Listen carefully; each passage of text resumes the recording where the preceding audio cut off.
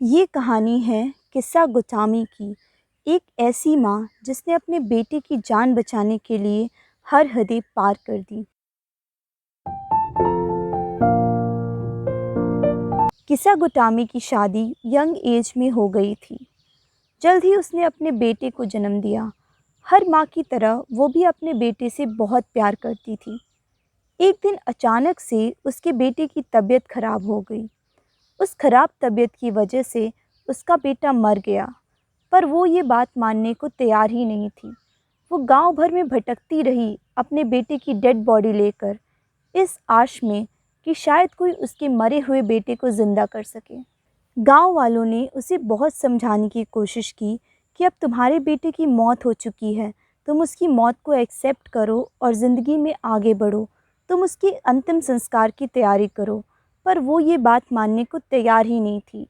वो अपने बेटे की डेड बॉडी को लेकर गांव के चौराहे में भीख मांग रही थी कि प्लीज़ कोई मेरी हेल्प करो, मेरे बेटे को फिर से ज़िंदा कर दो। कि अचानक से उसे एक बुढ़ा दिखा। बूढ़े आदमी ने उससे बोला कि बुद्धा हमारे गांव आए हुए हैं, सिर्फ वो ही तुम्हारे बेटे को बचा सकते हैं। अचानक से कीसा गोटामी के मन में एक उम्मीद की किरण जाग गई कि शायद अब उसका बेटा बच जाए। कीसा गोटामी अपने बेटे की डेड बॉडी लेकर बुद्धा के पास पहुंची। वो बुद्धा के पास जाकर रोई, गिड़गिड़ाई और बोली कि आप मुझसे जो भी बोलोगे मैं करूँगी, बस आप मेरे मरे हुए बेटे को ज़िंदा कर दो। बुद्धा ने बोला कि अगर ऐसी बात है तो मैं तुम्हारे बेटे को ज़िंदा कर सकता हूँ, पर उसके लिए तुम्हें एक काम करना होगा।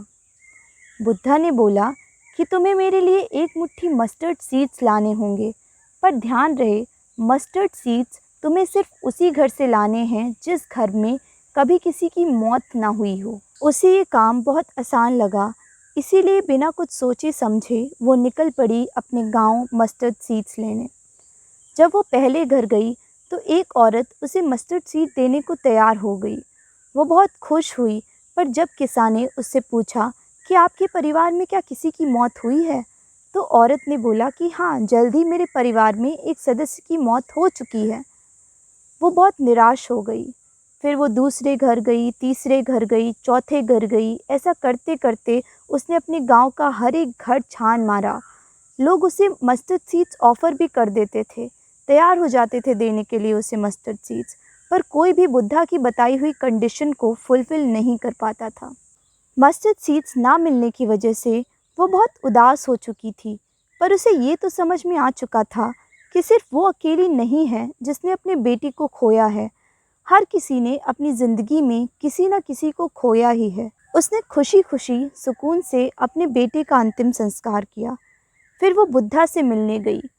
उसने बुद्धा को बोला कि मैं आपकी कंडीशन को नहीं फुलफ़िल कर पाई हूँ, और इसी वजह से मैं ये समझ चुकी हूँ कि death is the real truth. एक ऐसा सच जो कड़वा तो होता है, पर सच तो हमेशा सच ही होता है। मैं ये समझ चुकी हूँ कि हर किसी ने अपनी ज़िंदगी में अपने प्रियजनों को खोया है, सिर्फ मैं ही नहीं हूँ जिसने अपने बेटे को खोया है। उसने बुद्धा को रिक्वेस्ट की कि मैं आपके साथ रहकर अब ज्ञान की प्राप्ति करूँगी। इस कहानी से हमें ये सीखने को मिलता है कि अपनी ज़िंदगी में हमें डेथ नाम के सच का सामना कभी ना कभी करना ही पड़ता है। वो लोग जिनसे हम प्यार करते हैं वो हमें कभी ना कभी छोड़कर चले ही जाते हैं। हमें बहुत दुख होता है, रोना भी आता है, और ऐसा लगता है कि उनकी लाइफ के अंत के साथ हमारी ज़िंदगी का भी अंत हो चुका है, पर वो अंत नहीं होता है।